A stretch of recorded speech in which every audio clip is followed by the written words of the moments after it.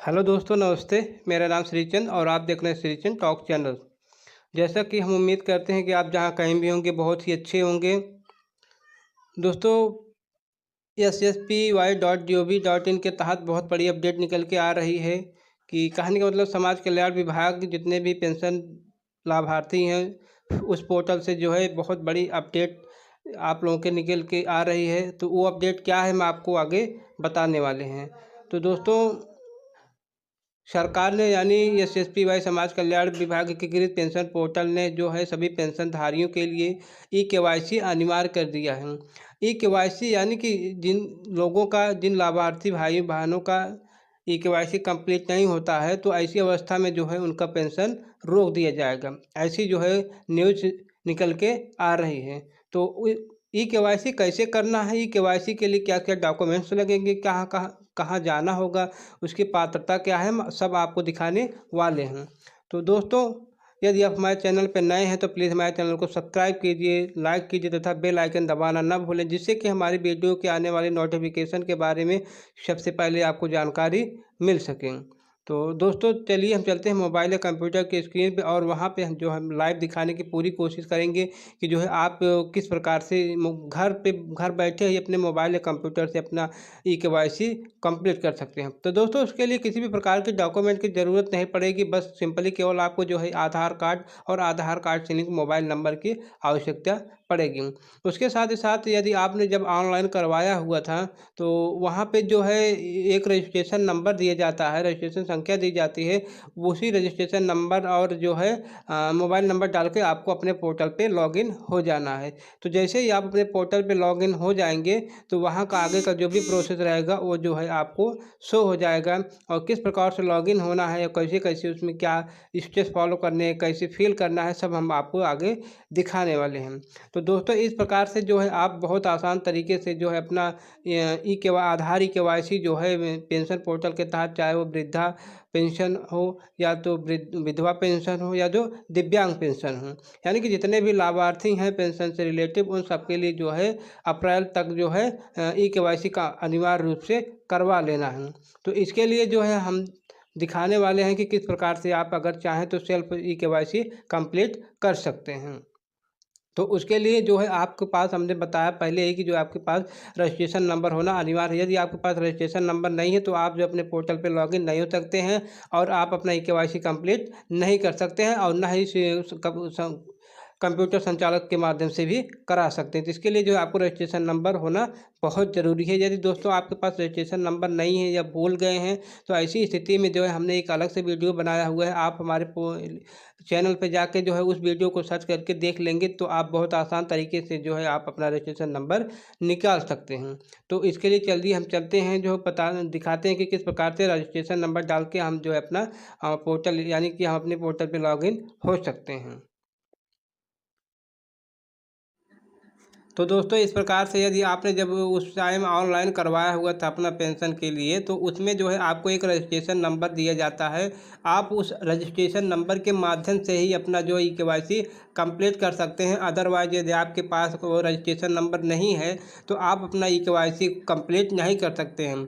तो इसके लिए दोस्तों हमने एक अलग से वीडियो बनाया हुआ है। यदि आप जो है अपना रजिस्ट्रेशन नंबर भूल गए हैं तो वहाँ से जाकर उस वीडियो के माध्यम से आप बहुत आसान तरीके से वहाँ से निकाल सकते हैं, और वही रजिस्ट्रेशन नंबर लेके जो है आपको इस आइकन पे क्लिक करना है जहाँ पे लिखा हुआ है आवेदक लॉगिन। तो जैसे ही हम इस आवेदक लॉगिन वाले ऑप्शन पे क्लिक करते हैं तो कुछ टाइम के बाद देखिए दोस्तों समाज कल्याण विभाग की तरफ से जो है यानी समाज कल्याण विभाग पोर्टल की तरफ से इस प्रकार का अपडेट जो है इंटरफेस खुल के आ रहा है। तो कुछ टाइम के बाद दोस्तों इस प्रकार का इंटीग्रेटेड पेंशन योजना गवर्नमेंट ऑफ उत्तर प्रदेश जो है इस प्रकार का बता रहा है कि यानी इंटरफेस शो कर रहा है, और इसमें बताएगा registered application OTP based login.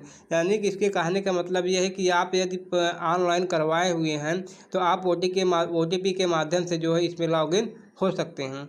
तो देखिए दोस्तों, यहाँ पे बताया गया है कि पंजीकृत आवेदक करता लॉगिन, यानी कहने का मतलब ये है कि जो है आप पहले से यदि लॉगिन है यानी कि ऑनलाइन करवाए हुए हैं तो आप यहाँ पर बहुत ही आसान तरीके से लॉगिन हो सकते हैं। बट उसके लिए जो है आपके पास रजिस्ट्रेशन नंबर और मोबाइल नंबर होना बहुत ही ज़रूरी है, तभी जो है आप इस पर अपना आधार KYC कंप्लीट कर सकते हैं।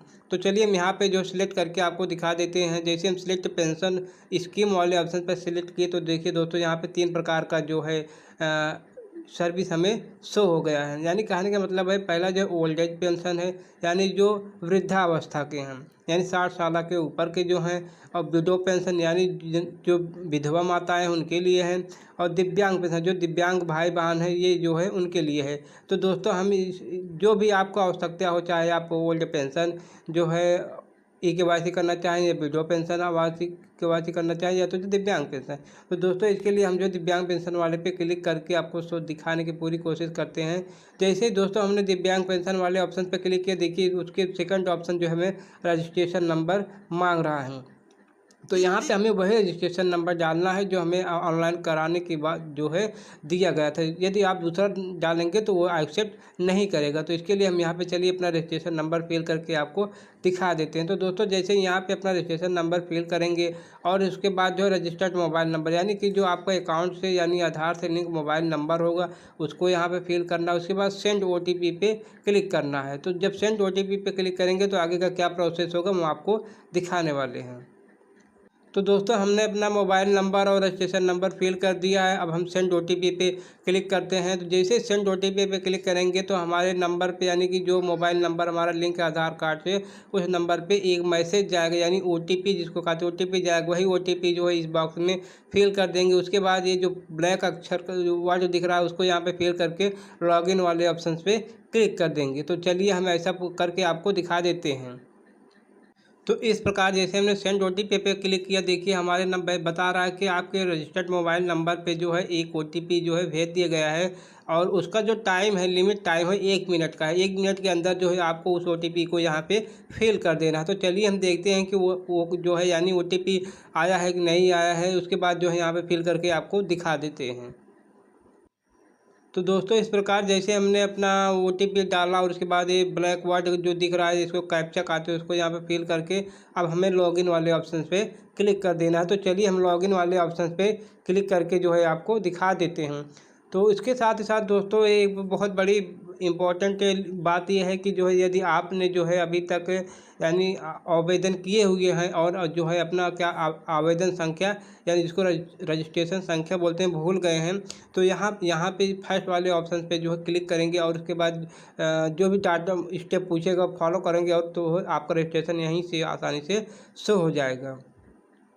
उसके बाद जो सेकंड ऑप्शन है, यदि आवेदक अपना मोबाइल नंबर भूल गए हो तो यहाँ क्लिक करें। यदि आपने जो जब ऑनलाइन करवाया हुआ था और अपना अकाउंट यानी मोबाइल नंबर जो अकाउंट है जो भी लिंक करवाए हुए थे वहाँ पे डाले हुए थे, लेकिन जो आप काफ़ी दिन होने के बाद भूल गए हैं, तो आप सेकंड वाले ऑप्शन पे क्लिक करके अपने मोबाइल नंबर की स्थिति चेक कर सकते हैं। उसके बाद यदि आप अकाउंट नंबर भूल गए हैं, यानी कहने का मतलब है कि आपको जो है डाउट है कि हमारा बैंक खाता जो है गलत है या कौन सा है हमें पता नहीं है, तो इसके लिए आप जो है थर्ड वाले ऑप्शन पे क्लिक कर सकते हैं। उसके बाद चौथा क्या है, पहले से रजिस्टर्ड आवेदक जिन्होंने अपना रजिस्ट्रेशन फरवरी 2021 से पहले किया है अपना मोबाइल नंबर दर्ज करने के लिए, यानी कहने का मतलब इसका ये है कि जब कि पहले क्या होता था मोबाइल नंबर लिंक नहीं किया जाता था या मोबाइल नंबर लोगों के पास जो है उपलब्ध नहीं था, तो उस टाइम जो है पेंशन धारक जो थे वो मोबाइल नंबर लिंक नहीं करवाए थे। तो यदि अब वो जो है लिंक करवाना चाहते हैं तो जो आधार कार्ड से रजिस्टर्ड मोबाइल नंबर है वही जो है इस ऑप्शन पे जैसे ही क्लिक करेंगे आपको जो है एक इंटरफेस पे न्यू इंटरफेस पे ले जाएगा, और वहाँ पे जो है आप जो भी डिटेल भरना है भर दीजिए। उसके बाद जो है आप अपना मोबाइल नंबर दर्ज कर देंगे, उसके बाद आप रजिस्टर्ड हो जाएंगे। तो दोस्तों देखिए जैसे हमने OTP फिल करके यहाँ पे लॉगिन वाले ऑप्शन पे क्लिक किया तो इस प्रकार का इंटरफेस हमारे सामने शो हो गया। यानी कहने का मतलब यह है कि हम समाज कल्याण विभाग का जो पेंशन पोर्टल है उत्तर प्रदेश सरकार का, उस पोर्टल पे जो है लॉगिन हो गए हैं। और लॉगिन होने के बाद देखिए यहाँ पे दिखा रहा है कि जो भी इंटरफेस यानी क्या मतलब डैशबोर्ड है, एप्लीकेशन फॉर्म प्रिंट है, आधार ऑथेंटिकेशन है। यदि आप आधार ऑथेंटिकेशन यानी आधार KYC करना चाहते हैं तो ये थर्ड वाले ऑप्शन पे क्लिक कर देंगे। लेकिन सबसे बड़ी बात यह है कि यदि आपने जो है अभी तक अपना मोबाइल नंबर आधार से लिंक नहीं करवाया है तो आपका ऐसी कंडीशन में KYC कंप्लीट नहीं होगा।